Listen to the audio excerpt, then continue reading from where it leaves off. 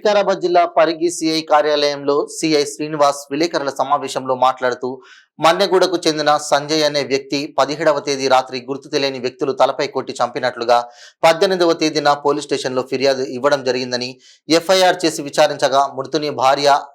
అనిత అనే మహిళ తన బావ అయిన గోపాల్తో అక్రమ సంబంధం ఉండడం వల్ల వివాహేతర సంబంధానికి అడ్డు వస్తున్నాడని భావించి భర్తను ఎలాగైనా చంపాలనే పథకం ప్రకారమే బావ అయిన గోపాల్ లాలూ ప్రసాద్లు కలిసి మృతుడు సంజయ్ని కారులో ఎక్కించుకొని వికారాబాద్ తీసుకువెళ్లి మద్యం తాగించి అదేవిధంగా మళ్లీ ఎంకేపల్లి గేట్ సమీపంలో జిందా తెలిస్మాత్ ఫామ్ హౌస్ గేట్ సమీపంలో మళ్లీ రెండవసారి మద్యం తాగించి మద్యం బాటిల్ కర్రతో కొట్టి చంపడం జరిగిందన్నారు. ముగ్గురిని అదుపులోకి తీసుకుని అరెస్ట్ చేసి రిమాండ్కి తరలించడం జరిగిందని సిఐ శ్రీనివాస్ తెలిపారు. ఈ కార్యక్రమంలో ఎస్ఐ సంతోష్ కుమార్, చంగోముల ఎస్ఐ మధుసూదన్ రెడ్డి పోలీసులు పాల్గొన్నారు.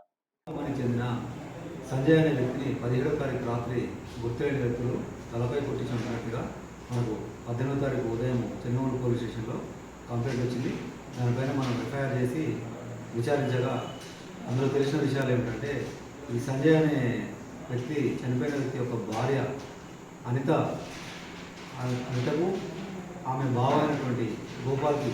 అక్రమ సంబంధం ఉండడం వల్ల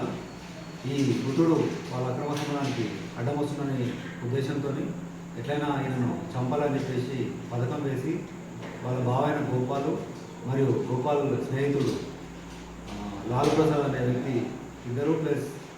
ఈ అనిత ముగ్గురు కలిసి పథకం ప్రకారంగా ప్లాన్ వేసి అతని మృతుల్ని మన్నెగూడలో కారులో ఎక్కించుకొని గోపాల్ మరియు లాలూ ప్రసాద్ ఇద్దరు కలిసి అతని కారులో ఎక్కించుకొని మన్నెగూడలో వికారాబాద్ తీసుకెళ్ళి అక్కడ మద్యం దాయించి మళ్ళీ అక్కడి నుండి ఎంకేపల్లి గ్రామ శివారులో జిందా తెలిస్మాత్ ఆ ఫామ్ హౌస్లో గేట్ దగ్గర తీసుకొచ్చి అక్కడ కూడా మళ్ళీ రెండోసారి మందు దాపించి అక్కడ బీర్ సీసా మన మందు బాటల్ ప్లస్ కట్టెతో తలపై కొట్టి తీవ్ర రక్తగాయాలు చేసి చంపినట్లుగా మా విచారణలో తెలిసింది. ఈరోజు ముగ్గురిని అదుపులో తీసుకొని విచారించి వాళ్ళని అరెస్ట్ చేసి వాళ్ళ రిమాండ్కు తరలించారు.